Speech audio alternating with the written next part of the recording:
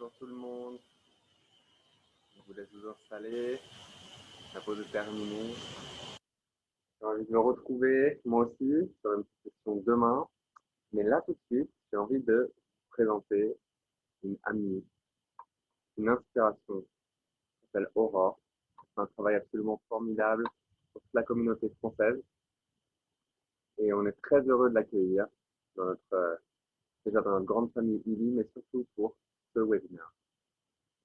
Alors, elle va pouvoir vous en dire un petit peu plus sur elle-même, le temps que je la trouve dans la liste des Coucou, 100 tu personnes. m'entends? Ah oui, il faut se mettre en grand. On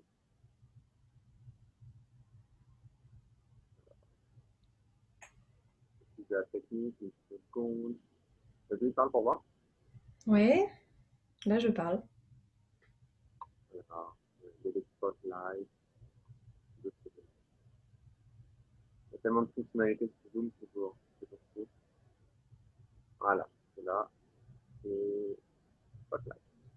Ouais, on te voit. On me voit. Salut, Tu m'entends on bien? Tu me vois bien? Tu m'entends bien? C'est bon? t'entend super bien.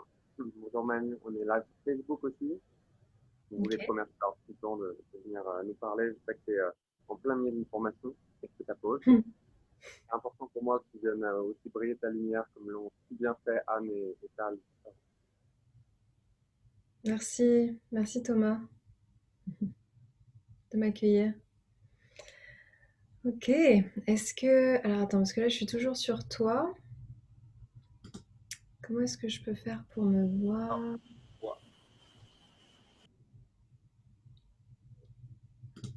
Voilà, je pense que c'est bon, là normalement je me vois. Bienvenue tout le monde. Donc du coup, comme Thomas était en train de dire, il faudra m'excuser si parfois je bafouille parce que je suis en plein milieu d'une formation et je viens juste de manger, donc je suis un peu en digestion. Mais je vais faire de mon mieux pour essayer d'être un petit peu centrée et vous faire ce partage. Donc merci pour l'invitation. Euh, L'invitation de partager autour de pourquoi incarner sa spiritualité et comment on peut contacter sa puissance créatrice. Alors, en une demi-heure, je vais essayer de... J'ai pris des petites notes avant de venir, j'ai essayé de voir ce qui me venait, en fait, euh, ce que j'avais envie de vous partager, parce que c'est un vaste sujet où on pourrait en parler pendant des jours et des jours. Mais voilà, j'ai quand même essayé de structurer un peu ma pensée pour que ça parte pas dans tous les sens. Donc merci, déjà je suis ravie de voir, il y a pas mal de monde, c'est chouette. Alors déjà, pourquoi incarner sa spiritualité? C'est un sujet en ce moment, moi, qui me touche particulièrement parce que comme tout le monde, quand j'ai démarré, je me suis intéressée à plein de choses. J'ai commencé à acheter 8 000 livres, à faire plein de formations, etc. Et j'ai vraiment eu cette sensation de découvrir un nouveau monde. Mais ce que j'observe aujourd'hui, c'est que cette spiritualité qui est aujourd'hui accessible à tous et qui parfois peut un peu nous submerger, parce qu'il y en a beaucoup, on peut découvrir plein de choses, que ce soit l'astrologie, les pierres, la méditation, le yoga, enfin il y a tellement de portes maintenant pour pouvoir rentrer dans ces espaces-là, que ça pourrait devenir une quête infinie en fait. Et donc, j'ai eu envie de parler de spiritualité incarnée parce que pour moi, c'est vraiment lorsqu'on commence à incarner tout ce qu'on découvre et tout ce qui nous est proposé que notre vie peut se transformer en fait, hein, peut vraiment changer. Donc j'ai essayé de voir un petit peu qu'est-ce que c'était les étapes pour pouvoir incarner cette spiritualité et ce qui m'est venu, ce que j'ai senti. Alors déjà, pourquoi incarner sa spiritualité? Moi, ce qui me vient, c'est pouvoir être dans l'amour, être dans la joie. D'ailleurs, Thomas, c'est quelque chose qu'on a aussi beaucoup partagé quand on avait des discussions, parce que c'est aussi ça qui est au centre de tout ce qu'on fait. C'est pourquoi est-ce qu'on cherche à se guérir? Pourquoi est-ce qu'on veut augmenter notre fréquence? Pourquoi est-ce qu'on veut avoir des relations saines? Pourquoi on veut avoir un corps qui fonctionne? Ben, en fait, c'est pour pouvoir être dans l'amour, c'est pour pouvoir être dans la joie, pour en fait profiter de cette vie qui nous est offerte pendant le temps de notre incarnation. Donc ça, c'est vraiment notre objectif. Au final, si on regarde tout ce qu'on est tout le temps en train de chercher dans notre quête infinie, c'est tout le temps cet amour et cette joie. Donc, ce que j'ai pu identifier, la première étape, c'est un peu l'étape de la découverte. Donc, c'est ce que je disais tout à l'heure. Euh, la découverte d'un autre monde, quand on commence en fait à toucher un petit peu à ces différents sujets, on se dit ah mais en fait ma pensée peut influer ce qui m'arrive dans ma vie. Ah en fait j'ai la capacité d'avoir des outils à ma disposition pour pouvoir accompagner mes processus de guérison. J'ai la capacité de comprendre comment est-ce que je peux me nourrir pour que mon corps soit en meilleure santé. Je peux aussi comprendre comment est-ce que le yoga ou la méditation, ça peut m'aider à me sentir plus apaisée dans mes pensées. Donc il y a comme tout un nouveau monde qui s'ouvre comme ça à nous. Et ça, je l'ai appelé la phase de la découverte. C'est un peu, voilà, je commence à sentir que autre chose est possible, que tout ce que je savais jusqu'à maintenant n'est peut-être pas vrai et qu'il y a quelque chose au-delà de ce que j'ai toujours vécu jusqu'à maintenant. Et pour moi, cette partie-là, elle nous permet d'accéder à la seconde, qui est la connaissance de soi. Parce que quand on commence à toucher à toutes ces choses-là, au final, la quête profonde intérieure, c'est, mais en fait, qui suis-je? Et pourquoi est-ce que je suis là? Et qu'est-ce que je peux apporter dans ce monde? Qu'est-ce qui fait que justement, je peux me mettre en joie et me connecter à l'amour? Donc en fait, tous ces outils-là, ce qu'ils peuvent nous permettre, c'est de mieux nous connaître. Par exemple, l'astrologie, bon, bah, ça va nous permettre de connaître notre carte du ciel, de mieux savoir comment on fonctionne, c'est quoi nos potentiels, quelles sont nos forces, etc.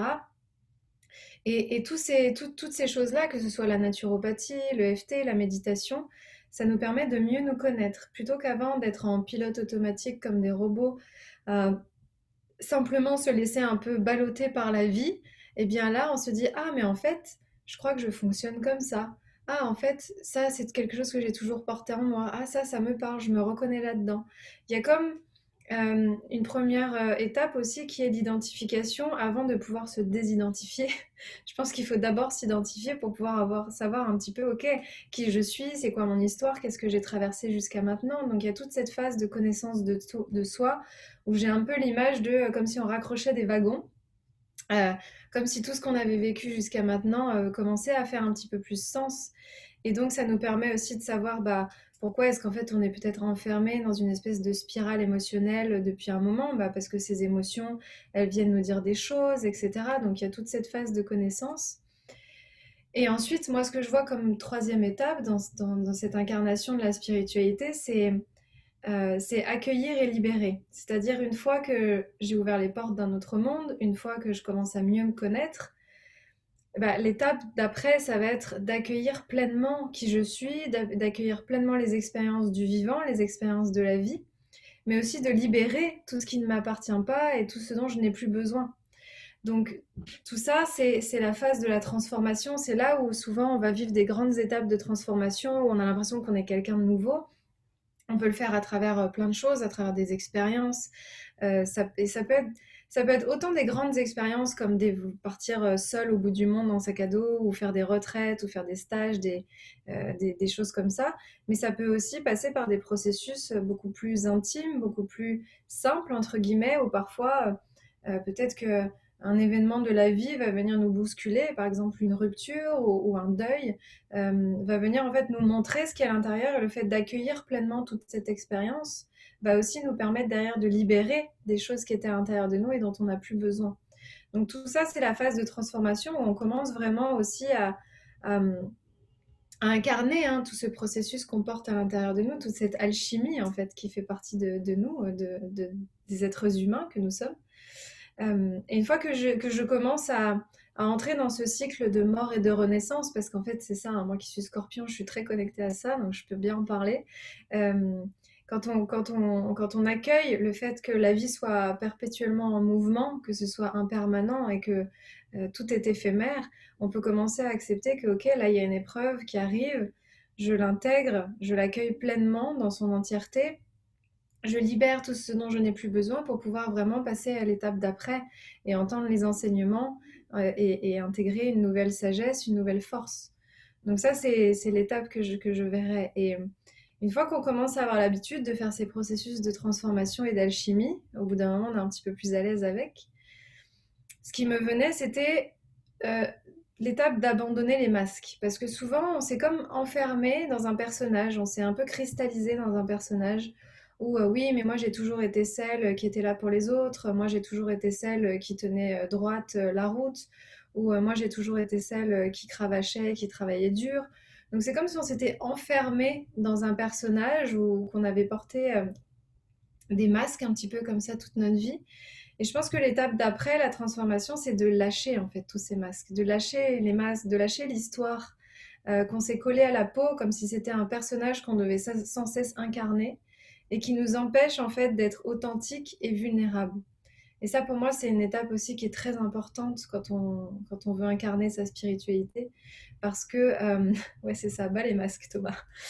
Parce que sinon, c'est comme si on faisait le processus alchimique à l'intérieur, mais qu'on s'autorisait pas à devenir quelqu'un de nouveau. Et pourquoi? Parce qu'on a la peur que si on abandonne toute cette histoire, si on abandonne tous ces masques, il y a vraiment une peur profonde, mais qui je suis en fait sans mes masques? Qui je suis sans mon histoire? Et donc, cette étape-là, c'est vraiment le retour à l'authenticité, le retour à la vulnérabilité, autorisé en fait à montrer au monde qui je suis pleinement dans toutes mes facettes, dans toute la lumière, que ce soit dans les moments où ça va pas, dans les moments où c'est plus facile, où c'est moins facile. Et il y a comme quelque chose qui s'ouvre comme ça, une espèce de légèreté. On est beaucoup plus tranquille avec soi-même quand on s'autorise à ne plus alimenter en fait le masque et la personnalité qu'on avait jusqu'à maintenant. Et je pense que ça, c'est une étape aussi qui est cruciale quand on est dans cette incarnation de la spiritualité, quand on veut vraiment être pleinement aligné avec soi et être dans l'amour et dans la joie, vu on se rappelle que c'était l'objectif initial. Euh, donc de s'autoriser cette authenticité, il y a une légèreté qui s'installe parce que on commence à toucher à l'essence de notre être, qui nous sommes vraiment à l'intérieur. Et ça, justement, c'est l'étape d'après, ça va être de reconnaître sa lumière.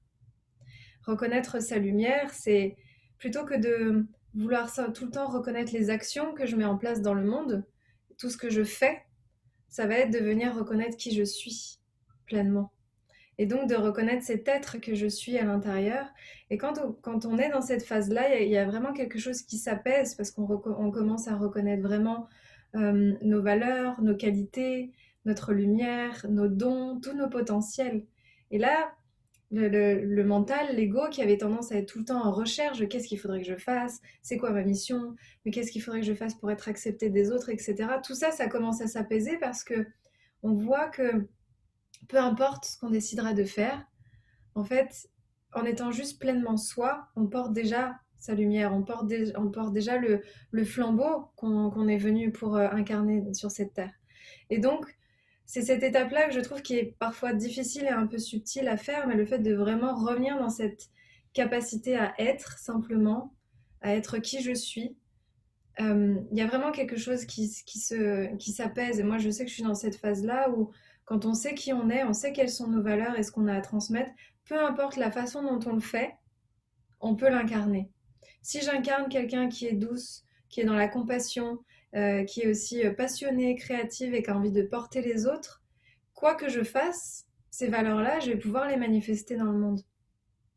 Et donc, ce retour à l'être, ça nous permet de mettre moins de pression et moins de stress sur toutes nos actions.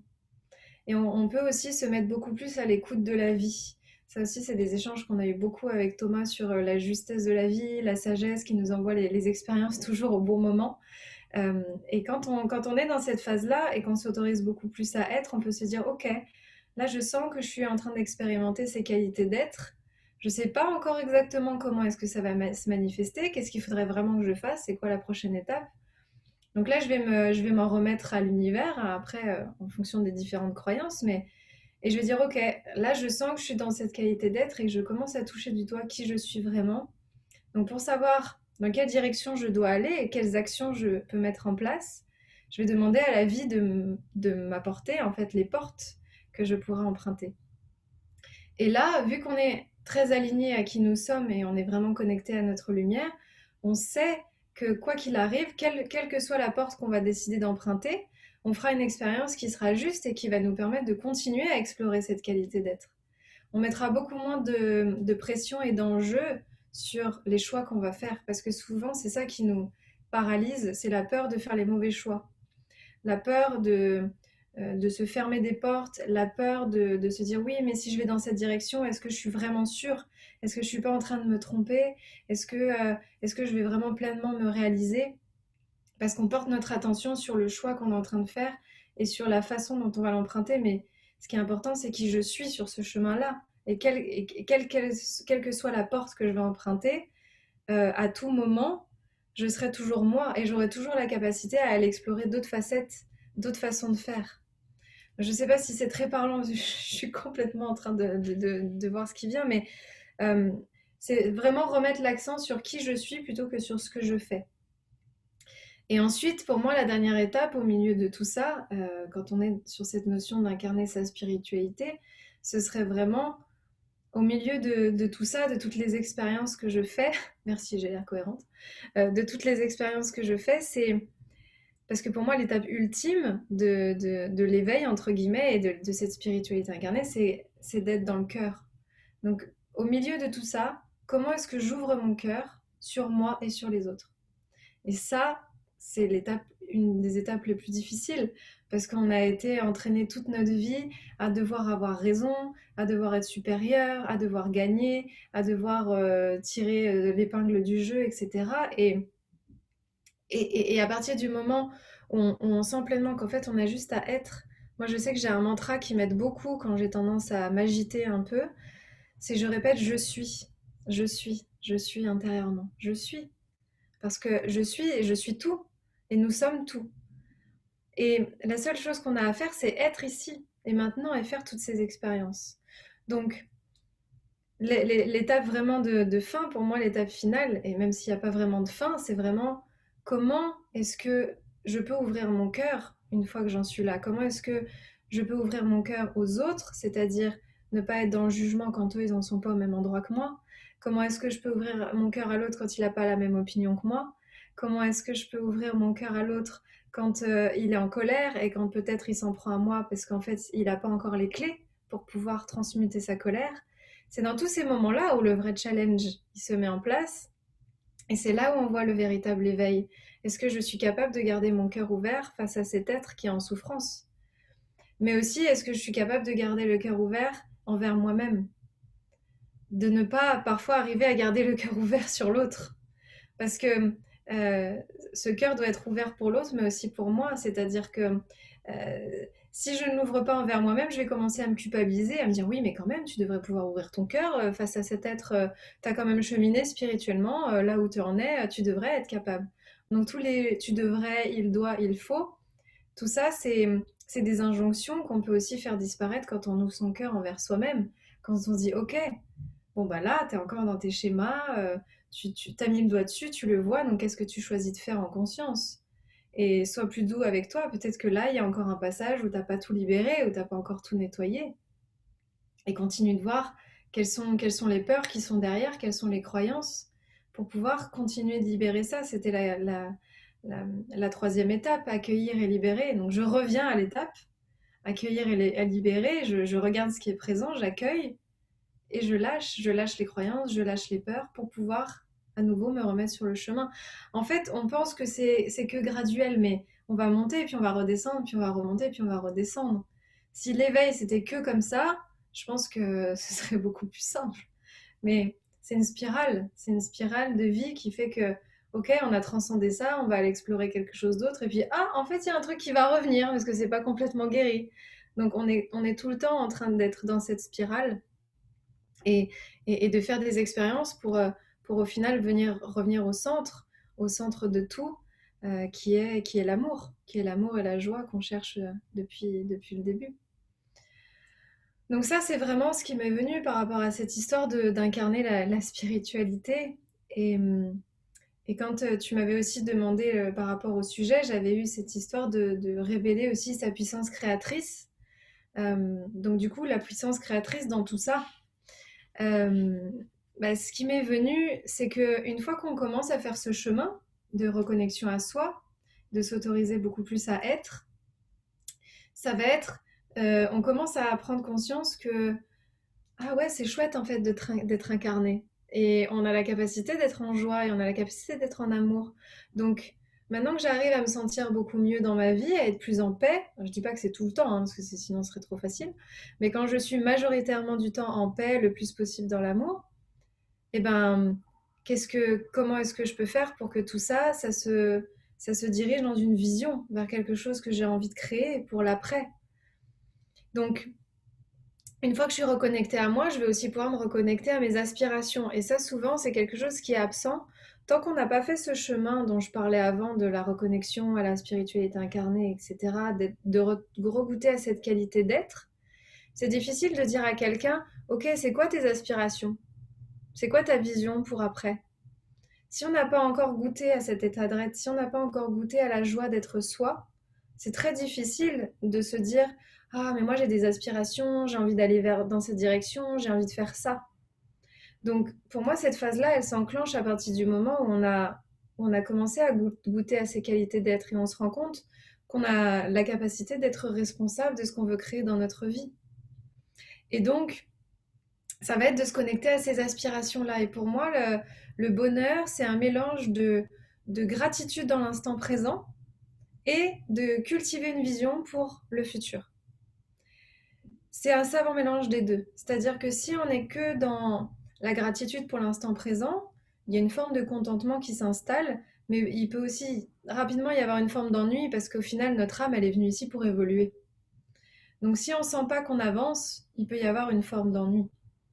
Et si on n'est que câblé sur la vision, on va se dire je serai heureux quand j'aurai atteint ces objectifs.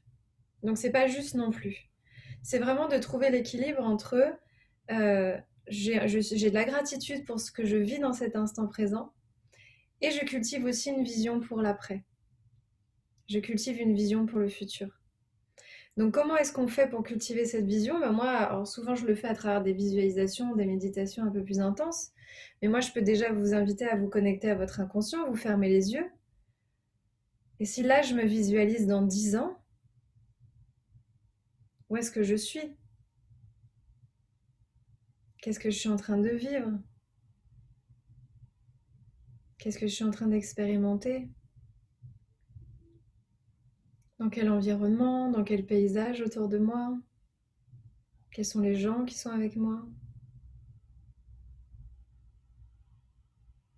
Simplement laisser les images venir, parce que notre inconscient sait exactement où est-ce qu'il a envie d'aller, notre âme, elle sait exactement où est-ce qu'on a envie d'aller. Donc de rester connecté à ça et de dire ok, quand je me pose et quand je me connecte à ce moi dans 10 ans, qu'est-ce que je vois? Qu'est-ce qui est là? Qu'est-ce qui est présent pour moi?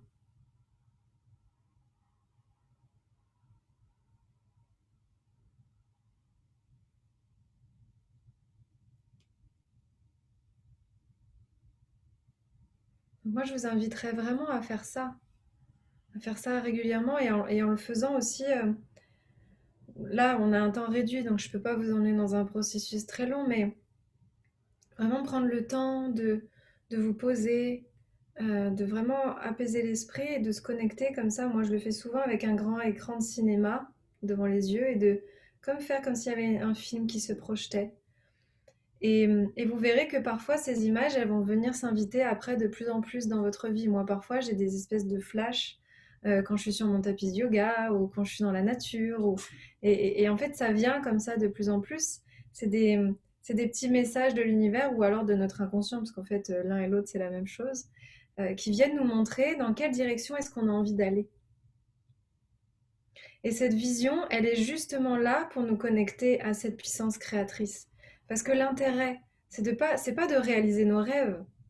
Si on nous dit demain tu réalises tous tes rêves, mais quel ennui.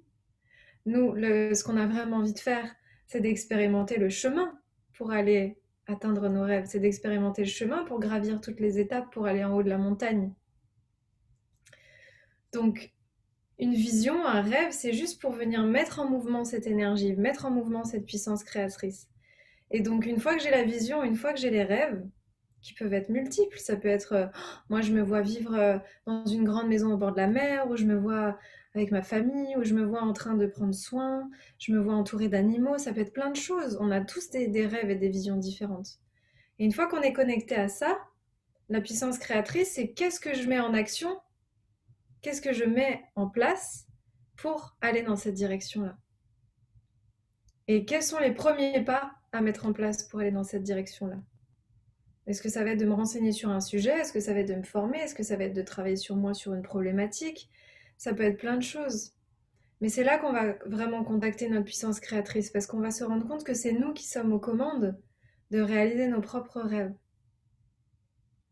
Et donc dans cette synergie, vu qu'à la base on parlait quand même aussi de fréquences, tout ça, et de Illy, je voulais quand même en parler aussi. Moi, Illy, ça m'aide beaucoup dans les moments où je me sens désalignée de cet être dont je vous parlais. Dans les moments où je sens que, déjà quand je suis épuisée physiquement, hein, parce que ça nous arrive à tous, là typiquement je me suis fait un bon programme énergie pour tenir la conférence. Euh, L'idée c'est ok, comment est-ce que je fais pour rester alignée sur cet être? Parce que quand on n'est pas aligné avec soi et quand on n'est pas centré, c'est très difficile d'arriver à se connecter à sa vision et à sa puissance créatrice. On va se faire embarquer par les peurs des autres, les projections de l'un, les croyances d'un autre, qui va nous donner des conseils. Oui, mais tu devrais faire ça, tu devrais faire ci. Et on sort complètement de notre centre. Donc, moi, ça m'aide beaucoup, justement, ça m'a aidé en tout cas à reprendre mon pouvoir.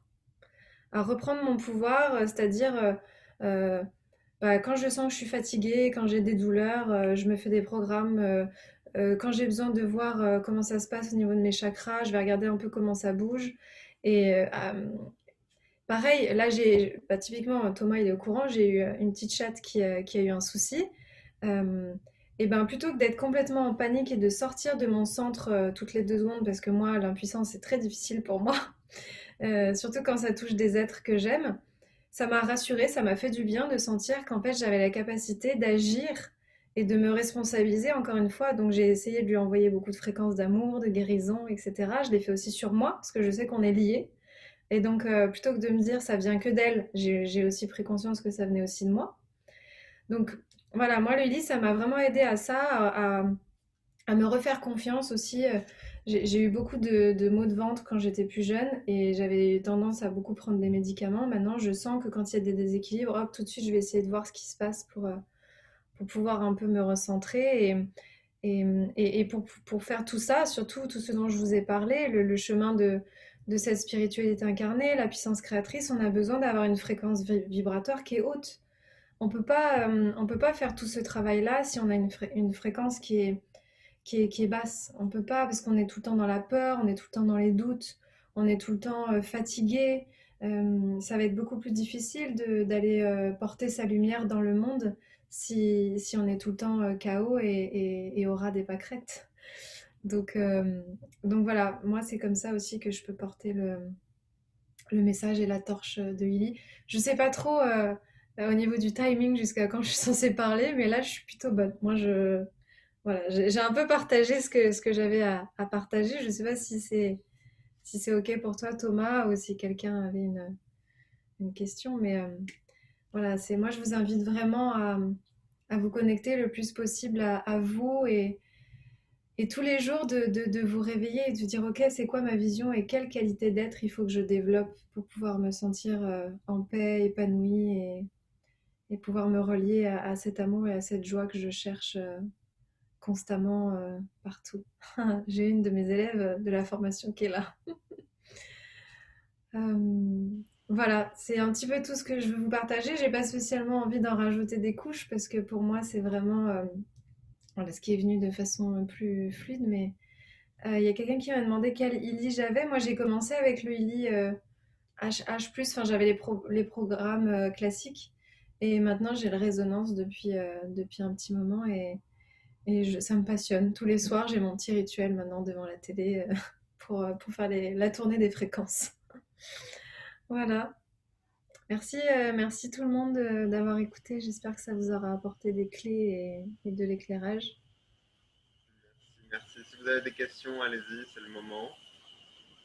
Merci Aurore pour ton message qui complète l'approche inspirante qui avait été entamée par Anne et par Tal. C'est assez incroyable d'avoir plusieurs perspectives qui mènent vers la même vision, même vers s'élever soi-même, pouvoir créer, pouvoir co-créer. Et c'est incroyable de voir que tant de personnes sont intéressées là-dessus. C'est magnifique. Mm. Bah, écoute, merci Thomas en tout cas pour l'invitation. Moi, j'ai pas pu voir les interventions des autres, mais j'imagine que l'univers va faire que tout sera, euh, enfin, que tout s'imbrique bien, quoi. Donc, je suis ravie que tout le monde puisse découvrir toutes ces interventions. C'est une belle idée que vous avez eue. C'est tout enregistré sur Family. Si tu es curieuse, tu verras en plus, comme toi, tu n'étais pas là avant, de voir à quel point les messages de Anne et Tal sont complémentaires avec le tien et s'embriquent parfaitement. C'est tellement beau. Tu vois, il y a tout le monde qui est très content, qui te remercie. Une belle suite. Magnifique. Merci beaucoup, Aurore, pour ton Merci message, Thomas. pour ta lumière. Merci, Merci. merci. Passez une belle journée. Profitez bien de toutes les interventions. Magnifique. Au revoir. Bonne information. Salut. Super. Alors, du coup, on va pouvoir tranquillement faire une autre pause, vaquer un petit peu à ses occupations, et revenir dans 30 minutes pour la prochaine session de 14h14. Je vous dis donc à tout à l'heure, la salle reste ouverte. Merci Thomas.